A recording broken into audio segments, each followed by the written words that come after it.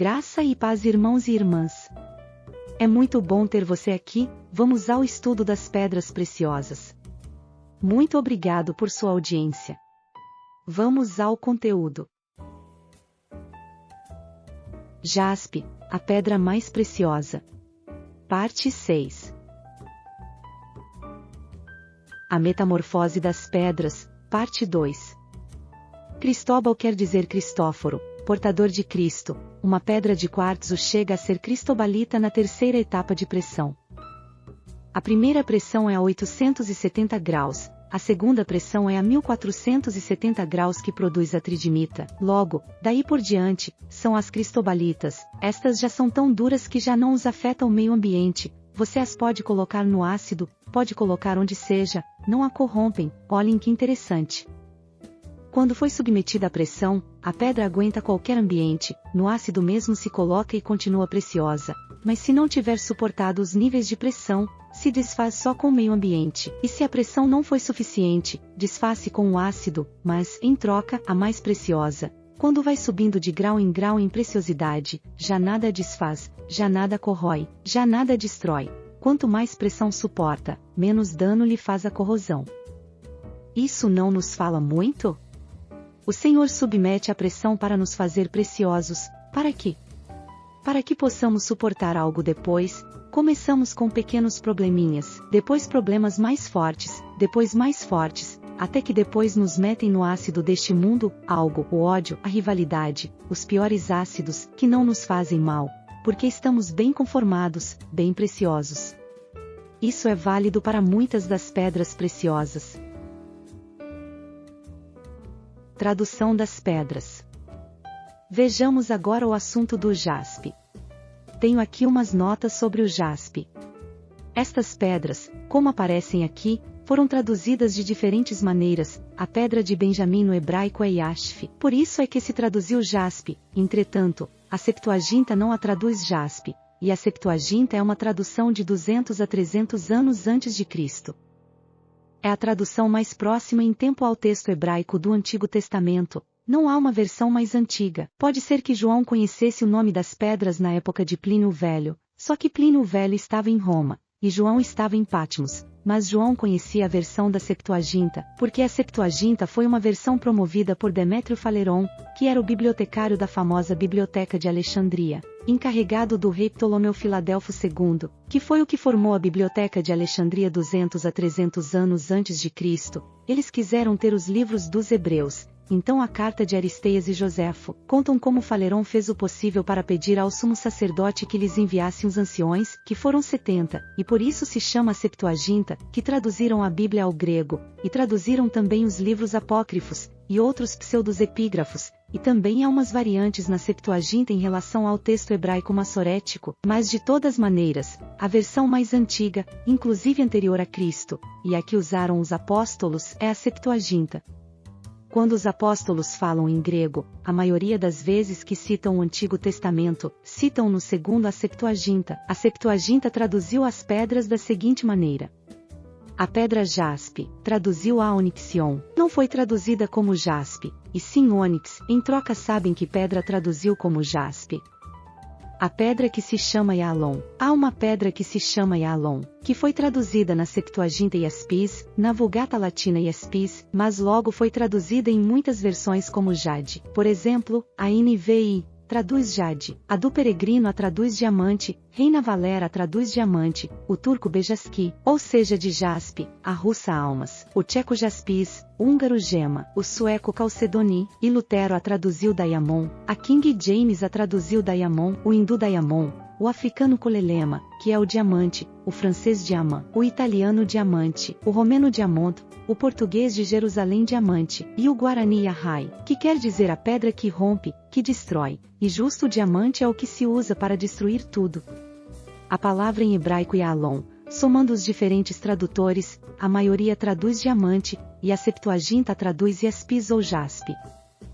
Por isso se diz que pode ser que o que hoje se chama diamante, antigamente se chamou jaspe.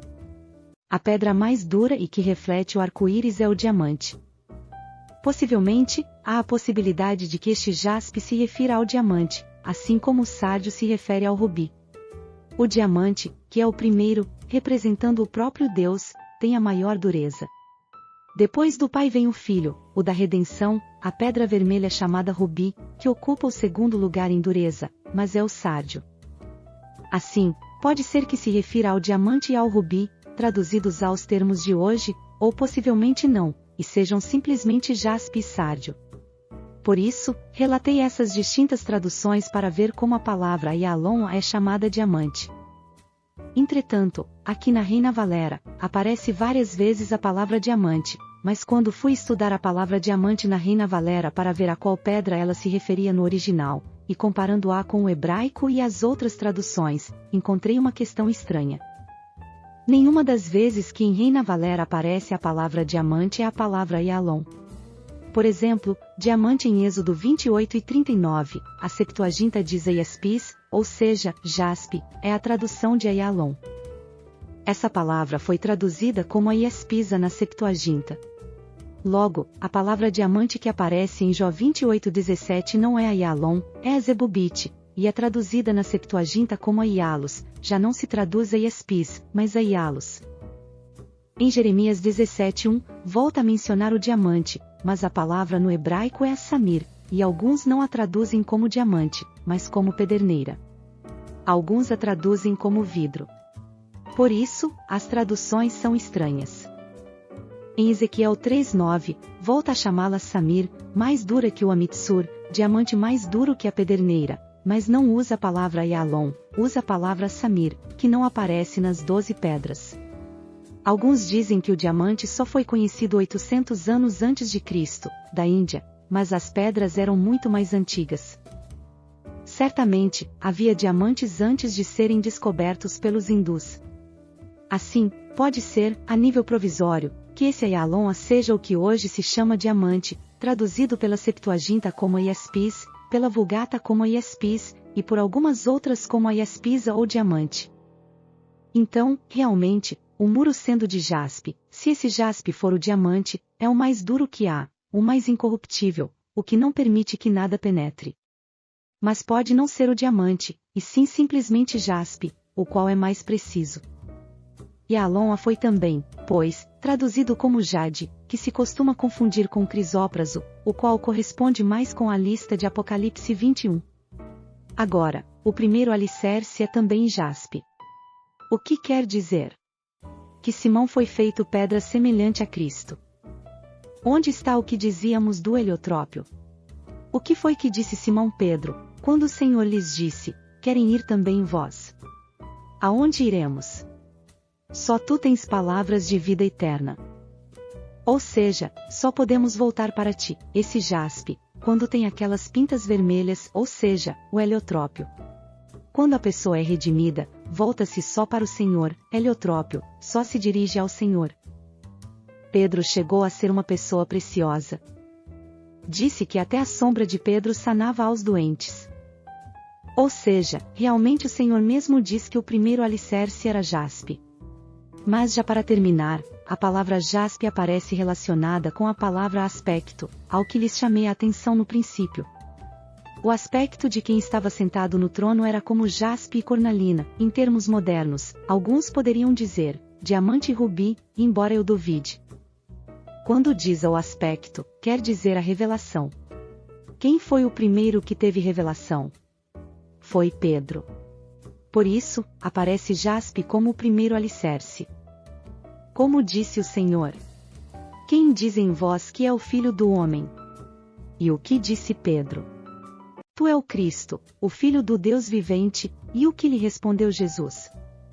E Jesus, respondendo, disse-lhe: bem-aventurado és tu, Simão Barjonas, porque tu não revelou a carne e o sangue, mas meu Pai, que está nos céus.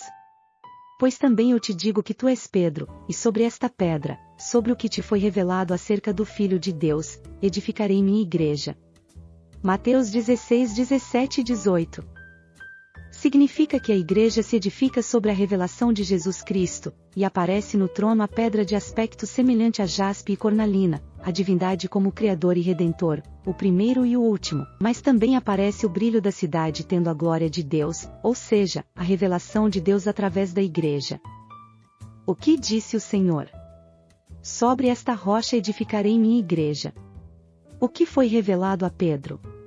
O Senhor Jesus. Então aparece o primeiro alicerce, jaspe. A primeira pessoa que recebeu a revelação do Senhor Jesus. Em Atos dos Apóstolos, o primeiro que se levanta, é quem? Pedro. Os 12 primeiros capítulos de Atos dos Apóstolos tratam de Pedro. Realmente diz. O primeiro alicerce era jaspe. Mas se o jaspe for o diamante, embora Plínio o diferencia de outros jaspes, de todas maneiras o que nos interessa é o aspecto espiritual. Pedro, jaspe, foi quem abriu as portas. O que devemos fazer para ser salvos? O que ele disse lá segue válido até hoje. Arrependei-vos, e batize-se cada um de vós no nome de Jesus Cristo, para perdão dos pecados, e receberão o dom do Espírito Santo. Atos 2:38. O perdão dos pecados, o sangue e o Espírito, são as portas abertas que Pedro nos abre, que foi o primeiro a receber revelação. Certamente o jaspe nos fala, e fala muito. Obrigado por assistir até aqui. Chegamos ao fim sobre o estudo da pedra preciosa de jaspe. Não percam os próximos vídeos. Graça e paz, irmãos e irmãs.